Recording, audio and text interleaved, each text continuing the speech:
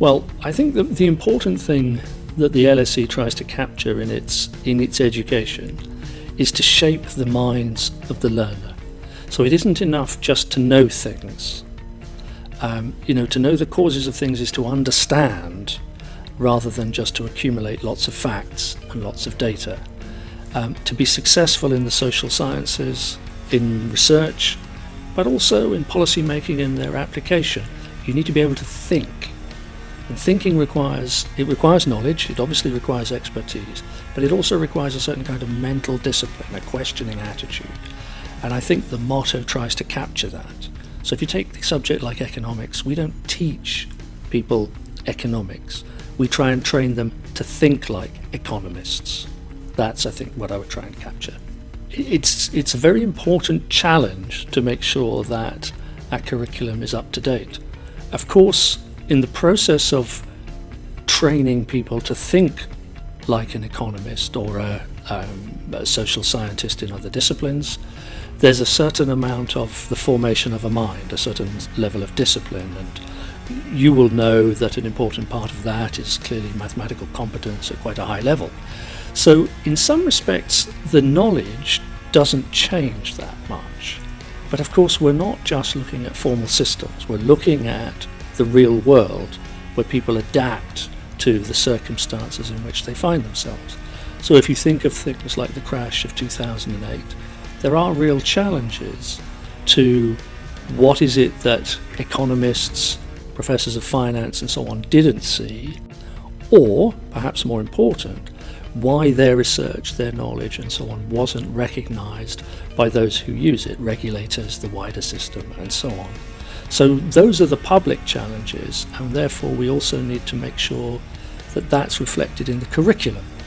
And we want students to recognise that the subjects are valuable, are up to date, are applicable, and reflect the world they find themselves in.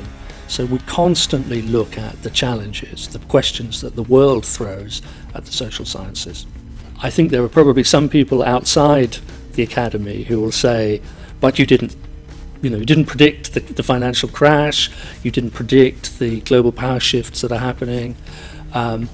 I think those challenges actually make the study of the formal study, the disciplined inquiry into the nature of economics, the nature of political science and the applications of those things, all the more important. And I think when those are presented in the right way, they are also some of the most challenging modes of study for young students looking at the world in which they are going to have to work for a long period. So I think they are very significant.